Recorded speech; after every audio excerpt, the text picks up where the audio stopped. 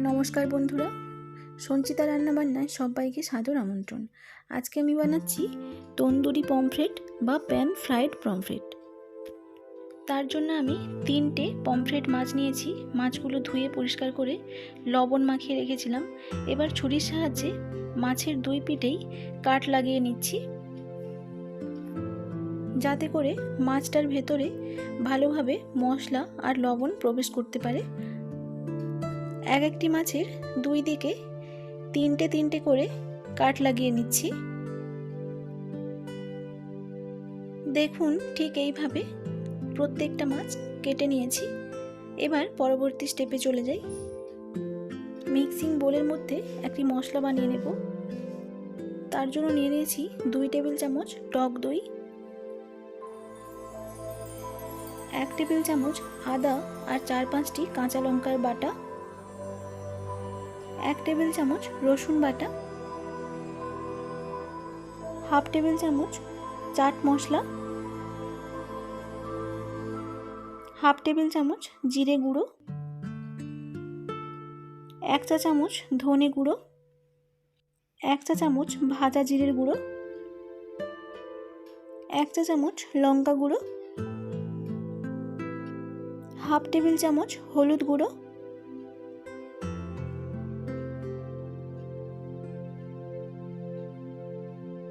দিচ্ছি 1 চা চামচ জোয়ান,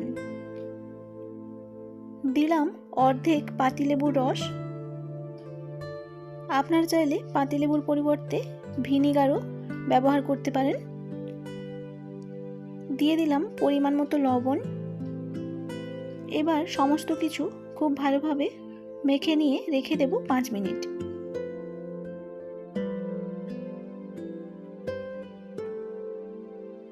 পাঁচ মিনিট পর মাছের দুই পিঠে ভালো করে মশলা লাগিয়ে দিচ্ছি।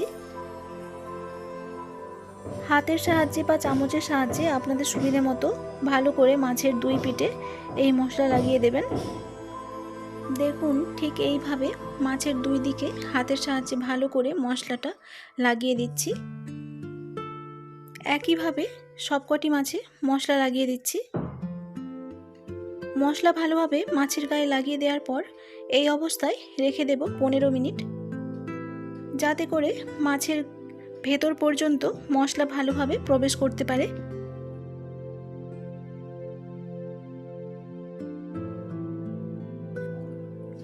15 মিনিট পর কড়াই বসিয়ে দিয়েছি। আপনারা চাইলে তাওয়াতেও করতে পারেন। আমার কড়াইটা একটু বড়, তাই কড়াই নিয়েছি।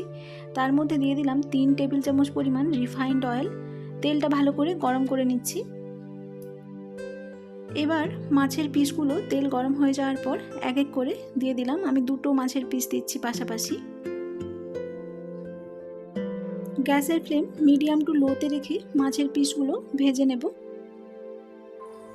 হাই ফ্লেমে কিন্তু ভাজা যাবে না, তাহলে মশলা তাড়াতাড়ি পুড়ে যাবে আর মাছটাও তেতো লাগবে আর মাছের ভেতরটাও সেদ্ধ হবে না। তাই লো ফ্লেমে মাছের এক পিঠ প্রায় 3 থেকে 4 মিনিট ধরে ভেজে নেওয়ার পর আবার উল্টে দেব মাছের পিসগুলো। এক্সট্রা কোনো তেল ব্যবহার করার প্রয়োজন নেই, এই তেলেই কিন্তু মাছগুলো ভেজে নিতে হবে। তাই খুন্তি বা অয়েল ব্রাশের সাহায্যে তেলটা ঠিক এইভাবে মাছের ওপর পিঠটাতেও লাগিয়ে দেব। দেখুন, ঠিক এইভাবে মাছের ওপরেও তেলটা দিয়ে দিচ্ছি, যাতে করে মাছটা খুব ভালোভাবে ভাজা হয়ে যায়। পমফ্রেট মাছ ভাজতে কিন্তু খুব একটা বেশি সময় লাগে না।